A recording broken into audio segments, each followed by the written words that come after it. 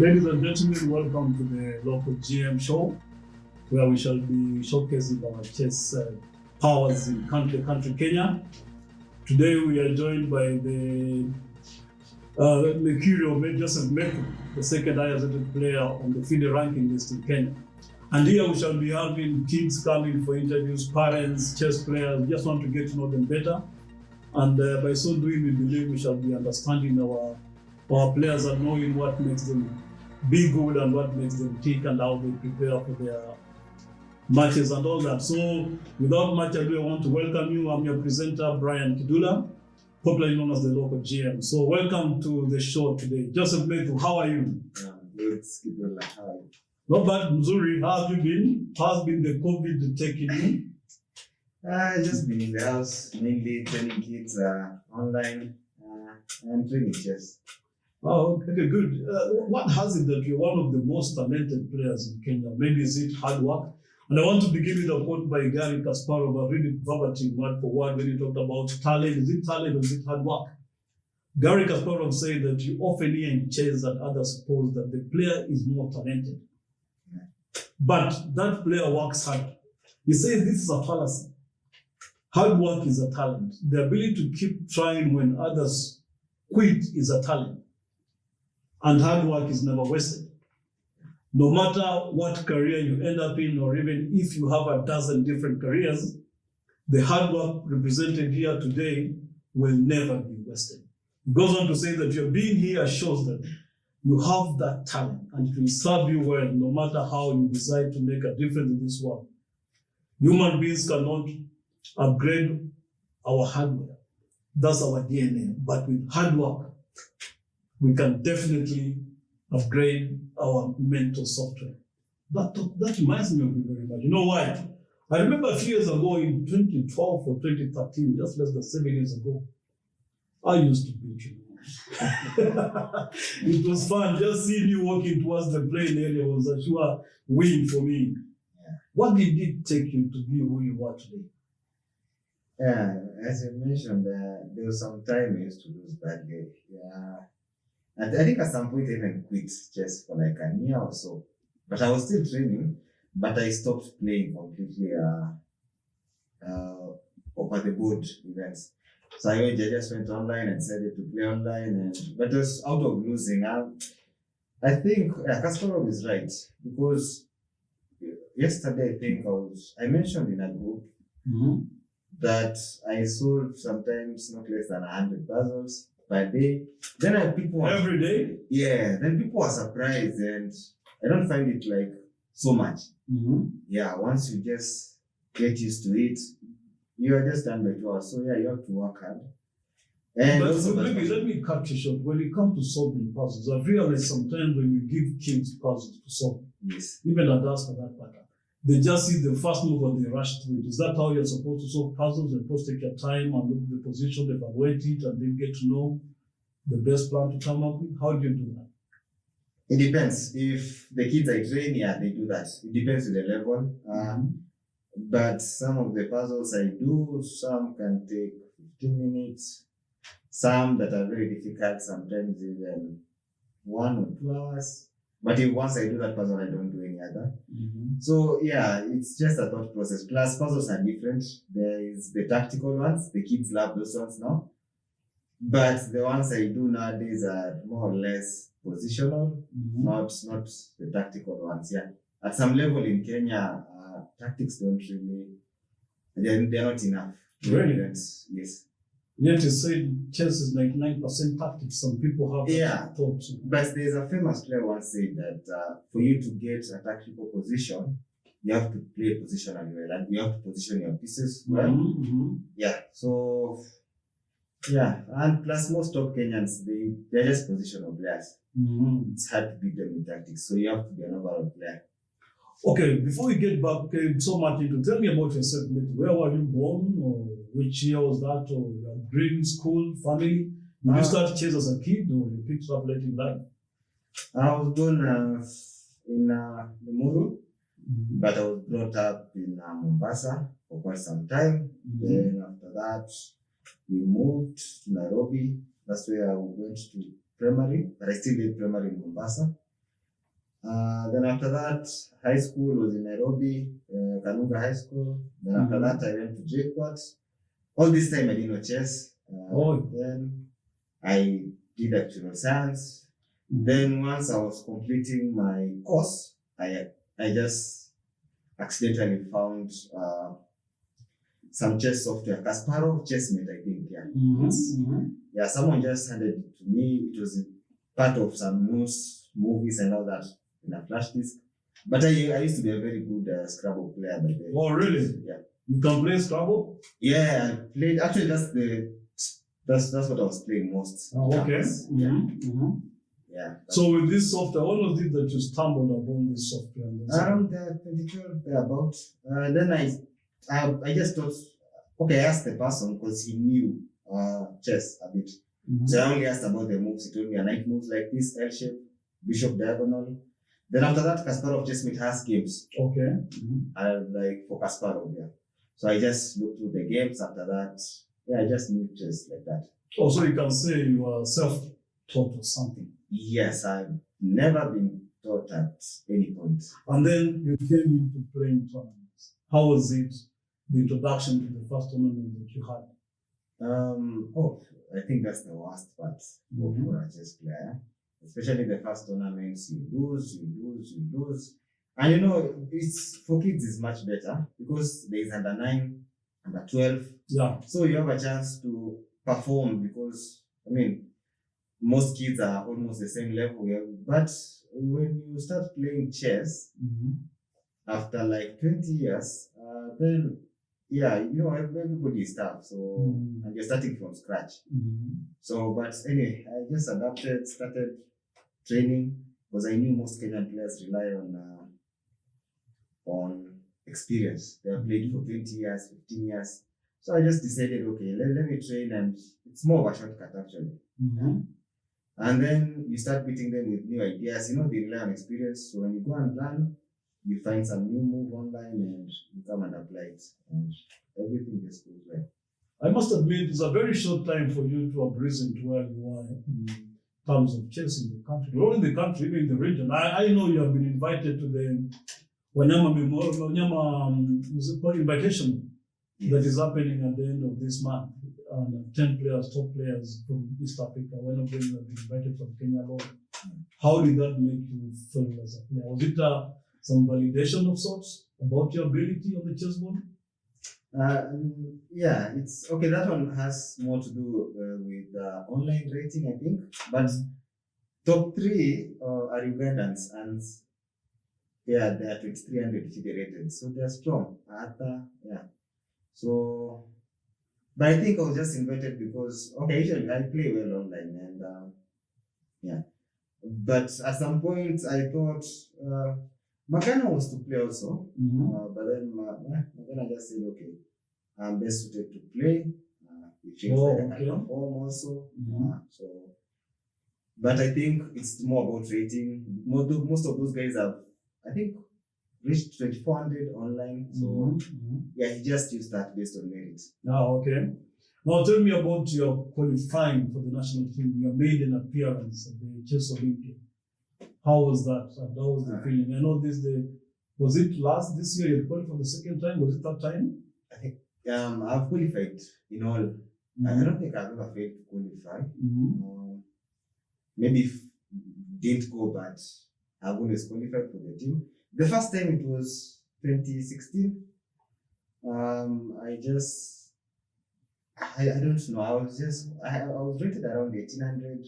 I was not among the favorites, but my pairing was actually quite strange. The first people I was given were the lower rated ones. Then I was at the end of the tournament. I was playing all the top players now: Mehul, Magana, Omolo, those kind of guys. Yeah, so I just won almost all my games in the first phase.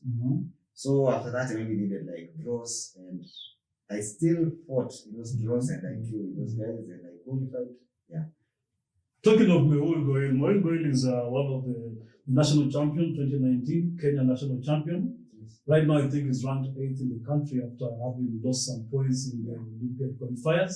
But you know, some kind words to say about you. He said Methu is a combination of determination, hard work, love of the game, and consistency in performance.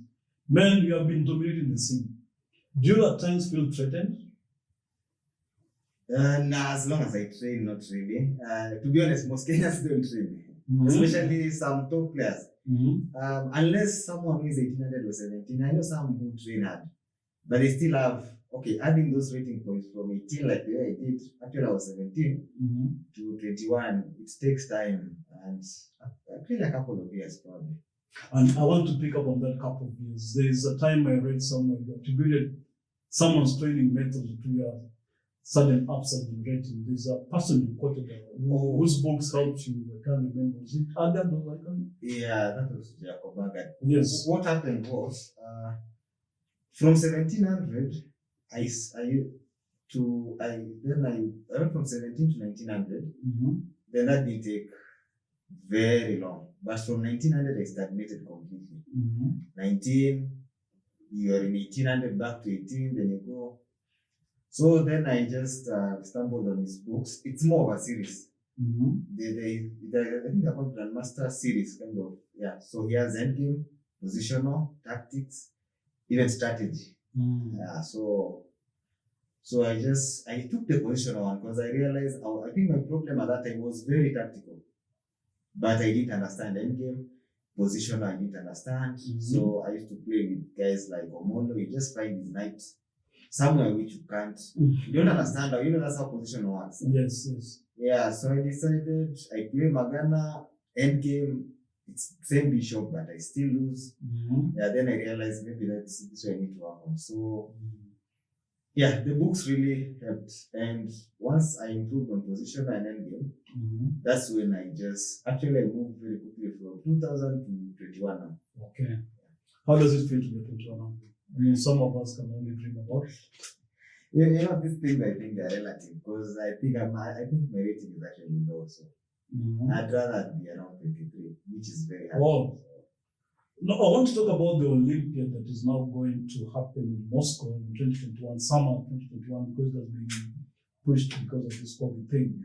I read in an interview this past week that you are looking forward to that time as a platform for you to get your IM title. It's impossible to get an IM title at Olympiad. I'm not sure, but I think you can get an IM norm. Yes, I had said an IM norm, but I think he said an IM title. That one I can only get at zonals. That's why I was planning to play at was it South Sudan this year? Zonals, yeah. So yeah, but I think my main focus is once I get the title, the most important is rating. I don't think the title is very important because there's no point of being an IM and you're 21. Yeah, you see guys like Ugandans like Wanyama, they surpass 2300, they get automatic FM. So it's just a very strong figure master. Yeah. So rating for me it's much more important than the title. So what are you doing about that? What is the program you're putting in place? Because I know sometimes to get this rating, it's important that you play against strong opposition. That you aptly put it, Kenyans don't train. Are you planning to be engaging yourself in, now that you can't travel, when the time comes, do you tend to travel out for tournaments so that you can amass these ELO points? Yeah, I intend to do that. I was actually saving, plus CK said they will support, and also KCB has always supported any chess that I've done. So yeah, those three, with those three, then I think I can go for like 2 events per year or even 3. I was talking to your captain, Ben Magana, who is the 5th ranked player in the country at 2031. And he had this to say about you, you're a fantastic team player at KCB. I mean, he says always there to play for the team when needed, whether in Nairobi or out of town, always ready to help teammates with pre-game and post-game analysis, and natural number 1, and Kenya champion, even though he's yet to win it. So he has very good, kind words about you. He says your work ethic in chess is phenomenal. Only to be matched perhaps by Ben Guku, who is, of course, we all know Ben Guku is the 4th ranked player in the country at 2056. And he says again, naturally, Methu will dominate chess in Kenya in years to come. And we shall be his supporting cast in his quest to break the 2300 ELO barrier. this is good validation from a player who obviously dominated chessing from his junior level when he was a junior player and came to be a national champion for long. He's a dinosaur of Kenyan chess. So how does it make you feel when you get such approval from such a great player? It feels great. He's a good teammate, very strong. Most of the league games we always play side by side. Mm-hmm. So if he's board 1, I'm board 2. If he's board 3, I'm board 4. So yeah, we've always played together, and yeah, there are quite some strong players in KCB. So, and we have these groups that we always talk. We sometimes give puzzles. We advise each other. Mm-hmm. Yeah, that's why you see even the upcoming Martin Njoroge. Yes, you know, when you stay in that circle, you will automatically be strong. So that's why he has also showed up. So yeah. Oh, so we are trying to say, in other words, KCB is where to be. Making a difference. That's the motto of KCB, making a difference. Yeah, but I think the most important is, you see these teams that have these university guys. Yes. You know, there's top teams like the Bishop, there's what is it called, Anchor. Mm-hmm. They have new upcoming players. I think if we can just mentor them, like the KCB has done with, you know, Krishi. Yes. Mm-hmm. You know, she has also broken the 1600 barrier, which many ladies are actually trying to do. Mm-hmm. Martin Njoroge has won a couple of events. He almost qualified this time. He was just only one slot. Yeah, I remember that last year. It was very painful. It was very painful. I felt it. I wanted a young guy to come into the national team, and I felt it. Not that I begrudge Ricky Samu in the team. Maybe I just wanted. I just wanted. Oh, Rick was not happy that. No, actually, nobody in KCB really was. No, not that we didn't want Ricky to qualify. I get but it was really painful. Yeah. To only need a draw. You have the draw, and then you lose such a. But anyway, that's the tough whatever. Love you get at KCB. Yesterday, Magnus Carlsen again is this Chinese guy, and you know someone is called, I don't remember his name. He lost a game and he said he did everything correctly strategically, but he couldn't just understand what happened. So I understand it happens. Maybe Martin Njoroge maybe try to push, but I don't know. He's still a young man with a great future ahead of him. We hope that he'll be able to pick up himself and just come back to winning ways. Ladies and gentlemen, we are going to go on a short break, and when we come back, we shall be joined by Githinji Hinga, who is going to give us some thoughts about the player that we are interviewing today, Joseph Methu. Keep it right there. We'll be right back with you.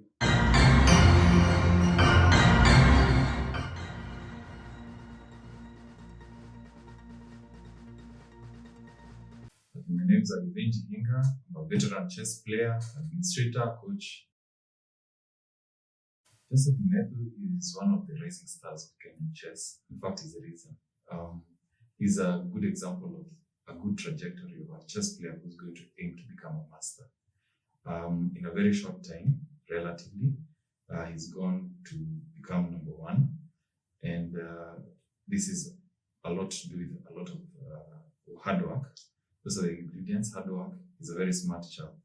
And hard work, dedication, and a good support system through his team. And I just think this is just the beginning of the journey for him. He's learned chess at a late stage. And despite that, he's taught us how to work smart.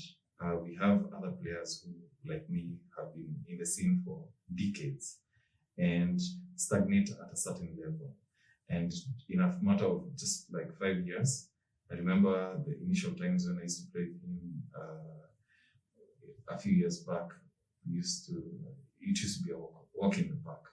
Right now, his game, he shows maturity. In fact, thanks to him, other players are also raising their level because he's the edge of the sport. So Methu, with his dedication, he has the right ingredients. What we need to do is to create opportunities for him, environment for him to even raise the bar further. Rating-wise, I feel he's underrated. Of course, it requires a lot of tournament exposure. So with a lot more tournament exposure, I'm sure his true rating will be seen. Already in online chess, I've had battles with him on online chess. In fact, I'd say I've played him quite a number of games, significant games of Kenyans, and I've been on the receiving end likewise. So in terms of his playing strength is pretty high, but it's still at the beginning. I believe he's well on course to become a master if he keeps at it. It's just a matter of time. All right, ladies and gentlemen, we are joined by FIDE Master Harold Wanyama from Kampala live. Wanyama, how are you? I'm fine. And yourself? Not bad, I'm okay. How is the lockdown treating you? Lockdown is fine. So for some of us, we were locked down before lockdown. So. What do you mean by that? Can you explain that puzzle? No, sometimes I would work from home. So yeah, it's the same thing. Yeah. All right, we are here interviewing Joseph Metu, one of the top Kenyan players. So we wanted to hear your thoughts about him. How do you think about Metu? And he's your teammate, right, at KCB? Exactly. So your thoughts about him? Yeah, so I've seen him in KCB. So because we are teammates, I've seen his rise. I've liked his, what they call what do you say? Meteoric. Rise, exactly. So he learned the chess game at campus, which I feel is a rare thing. When you learn at an old age, yeah, you usually become a hobby player. Yeah, just basically, even I think Jithinji as well, they learned at an old age. So that shows they have talent, and he has the passion and determination, so he can go far. Yeah.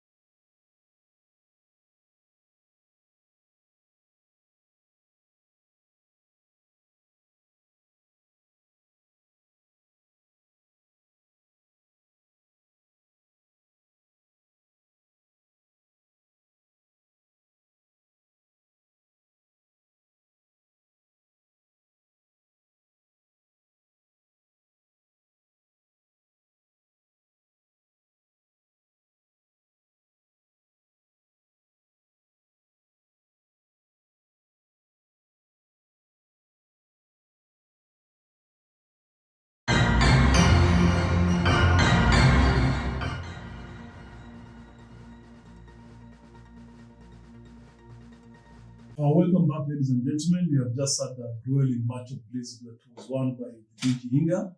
How was it, man? I mean, for some time it was very confusing to understand these moves of Bliss.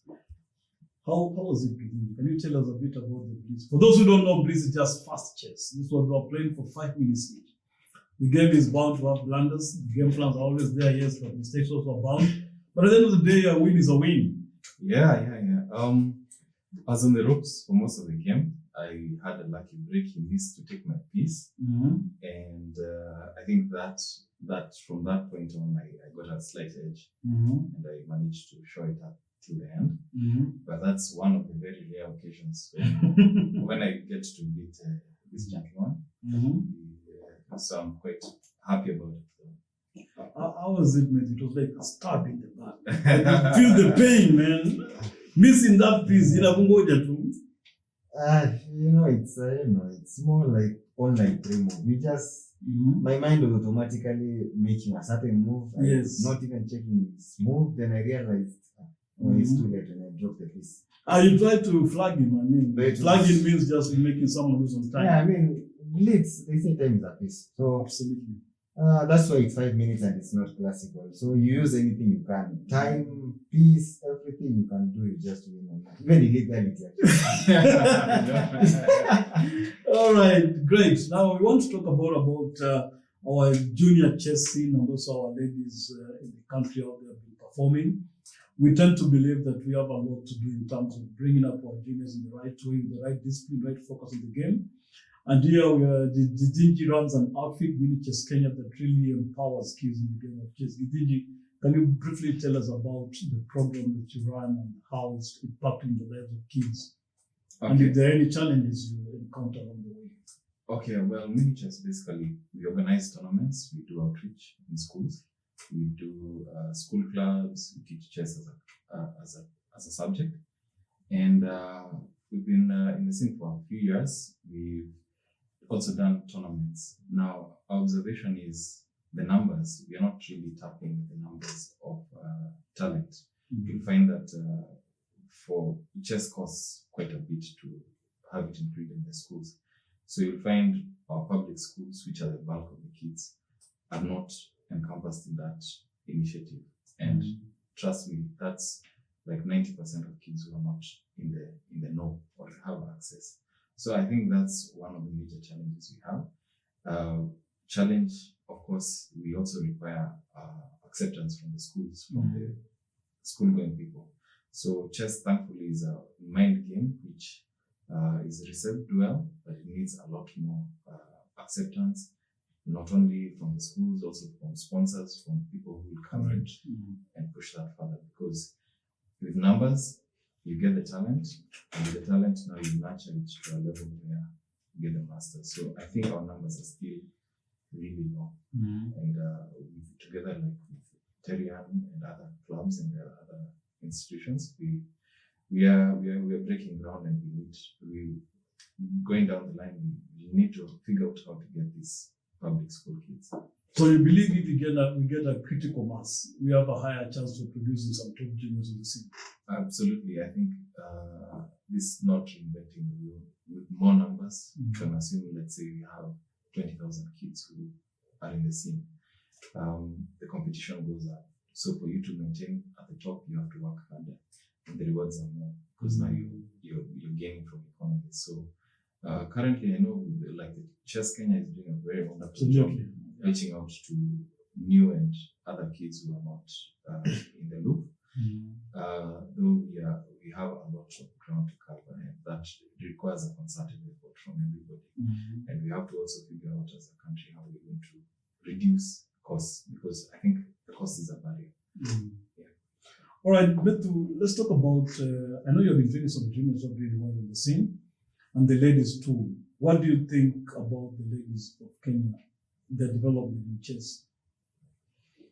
I think they've actually improved a lot compared to Ugandan ladies, but still Uganda has a lot of potential. Still have some strong ladies, but the Kenyan ones are rising very quickly. The likes of Lucy, actually you saw the Olympiad team.